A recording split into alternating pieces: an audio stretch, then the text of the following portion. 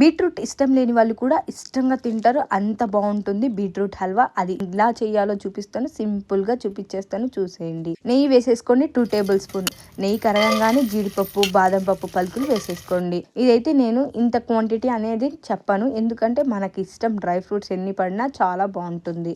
ఇప్పుడు మనం dry fruits ని ఫ్రై చేసుకొని పక్కన తీసేసుకోండి. మీకు నచ్చిన డ్రై ఫ్రూట్స్ కూడా వేసుకోవచ్చు. నేనైతే ఇది బాదం పప్పు జీడిపప్పునే తీసుకుంటున్నాను. ఇలా ఫ్రై అయిన తర్వాత పక్కన తీసేసుకోండి. ఆ తర్వాత అదే నెయ్యిలో మన బీట్రూట్ 1 కేజీ తురుముకొని తీసేసుకోవాలి. దీన్ని మంచిగా మనము ఇప్పుడు కలుపుకుంటూ ఫ్రై చేసుకోవాలి, పచ్చి వాసన అంతా పోయేంత వరకు. బీట్రూట్ మంచి కలర్ లైట్ గా ఈ విధంగా చేంజ్ అయ్యేంత వరకు ఫ్రై చేసుకోవాలన్నమాట.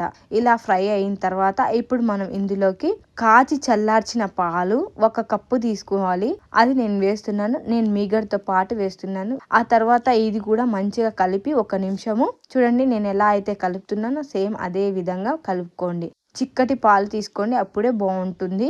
క్రీమ్ మిల్క్ తీసుకుంటే టేస్ట్ బాగుంటుంది అనమాట.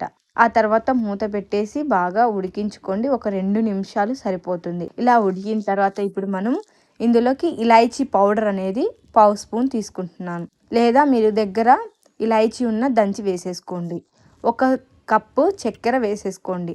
షుగర్ తక్కువ తినేవాళ్ళు కొంచెం తగ్గించుకోండి, సరిపోతుంది. ఆ తర్వాత ఇందులో బాగా కలిపేసుకోండి. కలుపుకున్నాక ఇప్పుడు దీంట్లో నుంచి వాటర్ దిగుతాయి అన్నమాట, ఎందుకంటే మనం చక్కెర వేసిన తర్వాత కరిగిపోతాయి. అప్పుడు ఈ విధంగా కరిగి వాటర్ అంతా పైకి ఇలా వస్తుంటుంది, భయపడకండి. దీంతా దగ్గరకు అయ్యేంత వరకు ఉడికించుకోవాలి.